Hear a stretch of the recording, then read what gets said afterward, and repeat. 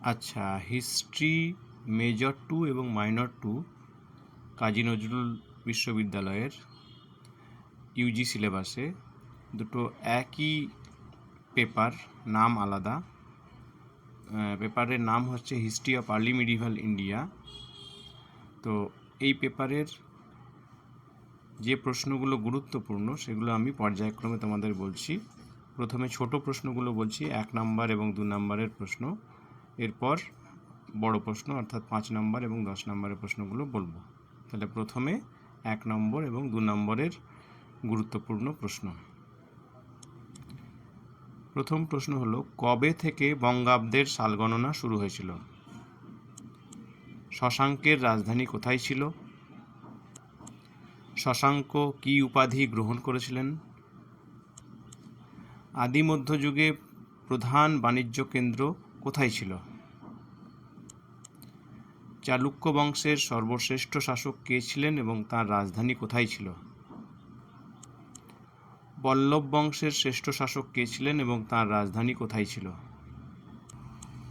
Pagoda বলতে তুমি কি বোঝো? ভারতের কোথায় প্রথম পাহাড় কেটে মন্দির নির্মাণ শুরু হয়েছিল? পাল বংশের প্রথম নির্বাচিত রাজা কে ছিলেন? পাল বংশের শ্রেষ্ঠ শাসক কে ছিলেন? নালন্দা কি জন্য বিখ্যাত? ধর্মপাল কোন কোন বিহার প্রতিষ্ঠা করেছিলেন? ত্রিশক্তি সংগ্রাম কাদের মধ্যে হয়েছিল? কৈবর্ত বিদ্রোহের যে কোনো দুজন নেতার নাম লেখো। পাল আমলে বিনিময়ের মাধ্যম কী ছিল?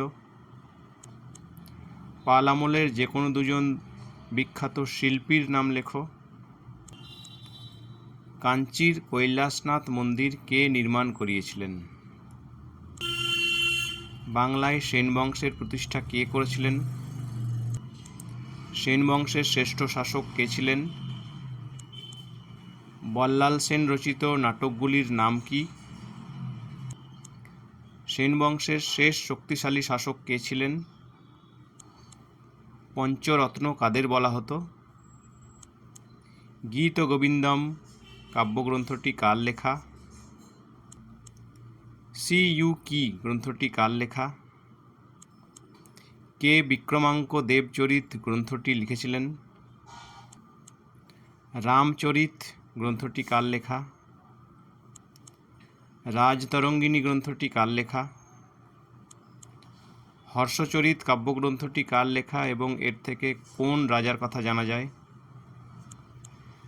গুজরাটের আঞ্চলিক ইতিহাস জানার ক্ষেত্রে কোন দুটি গ্রন্থ গুরুত্বপূর্ণ?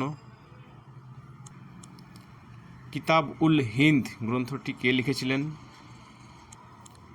চোল বংশের শ্রেষ্ঠ শাসক কে ছিলেন এবং তার রাজধানী কোথায় ছিল? চোল আমলে নির্মিত যে কোনো দুটি বিখ্যাত মন্দিরের নাম লেখো। রাজেন্দ্র চোল কোন নতুন শহরের পত্তন করেছিলেন এবং কেন? কাশরু বলতে তুমি কি বোঝো? নাডু কথার অর্থ কী? কোন সময় কোণারকের সূর্য মন্দির এবং পুরীর জগন্নাথ মন্দির নির্মিত হয়েছিল? পাল আমলের ইতিহাস জানার ক্ষেত্রে কোন দুটি প্রত্নতাত্ত্বিক উপাদান গুরুত্বপূর্ণ? ইন্ডিয়ান ফিউডালিজম গ্রন্থটি কার লেখা? আদি মধ্যযুগ সম্বন্ধে বি.ডি. চট্টোপাধ্যায় বা ব্রজদুলাল চট্টোপাধ্যায় কোন বই লিখেছিলেন? ভারতীয় সামন্ততন্ত্র সম্বন্ধে গবেষণা করেছেন এইরকম দুজন ঐতিহাসিকের নাম লেখো। নায়ানার কাদের বলা হতো? আলবার কাদের বলা হতো? বৌদ্ধ তন্ত্র সাধনা বলতে কি বোঝো? চর্যাপদ কি? আরব কবে সিন্ধু বিজয় করেছিল এবং তার নেতৃত্ব কে দিয়েছিলেন? আরবের সিন্ধু বিজয়ের সময় সিন্ধুর শাসক কে ছিলেন? সিন্ধু প্রদেশের নগরবন্দর কোথায় অবস্থিত ছিল? সুলতান মাহমুদ কতবার ভারত আক্রমণ করেছিলেন? সুলতান মাহমুদ কোন বংশের রাজা ছিলেন? সুলতান মাহমুদ কবে গুজরাটের সোমনাথ মন্দির আক্রমণ করেছিলেন? সুলতান মাহমুদ কোন আক্রমণের পর ব্যর্থ হয়েছিলেন? সুলতান মাহমুদের সাথে কোন বিখ্যাত পণ্ডিত ভারতে এসেছিলেন? মোহাম্মদ ঘুরি কে ছিলেন? তরাইনের প্রথম যুদ্ধ কবে হয়েছিল? তরাইনের দ্বিতীয় যুদ্ধ কবে কাদের মধ্যে হয়েছিল? কোন মুসলমান শাসক প্রথম বাংলা আক্রমণ করেছিলেন এবং সেই সময় বাংলার শাসক কে ছিলেন? বখতিয়ার খলজির পুরো নাম কি? দিল্লির সুলতানি বংশের প্রতিষ্ঠা কে করেছিলেন এবং কবে? ভারতের আদি মধ্যযুগের যে কোনো দুটি প্রত্নতাত্ত্বিক উপাদানের নাম উল্লেখ করো। এগুলো হলো 1 অথবা 2 নম্বরের ছোট প্রশ্ন। এরপরে আমি পর্যায়ক্রমে বড় প্রশ্নগুলো বলছি, যেগুলো 5 এবং 10 নম্বরের জন্য এসে থাকে। শশাঙ্কের ওপর একটি সংক্ষিপ্ত টিকা লেখো। হর্ষবর্ধনের কৃতিত্ব বর্ণনা করো। দ্বিতীয় পুলকেশীকে কেন চালুক্য বংশের শ্রেষ্ঠ শাসক বলা হয়? পল্লব স্থাপত্য শিল্পের উপর একটি সংক্ষিপ্ত টিকা লেখো। মাৎস্যন্যায় বলতে কী বোঝো? ধর্মপালের কৃতিত্ব বর্ণনা করো। কৈবর্ত বিদ্রোহ বলতে কী বোঝো? পাল আমলের স্থাপত্য শিল্প ও সাহিত্যের বর্ণনা দাও। বল্লাল সেনের কৃতিত্ব বিশ্লেষণ করো। লক্ষণ সেনের উপর একটি সংক্ষিপ্ত টিকা লেখো। রাজেন্দ্র চোলের কৃতিত্ব বর্ণনা করো।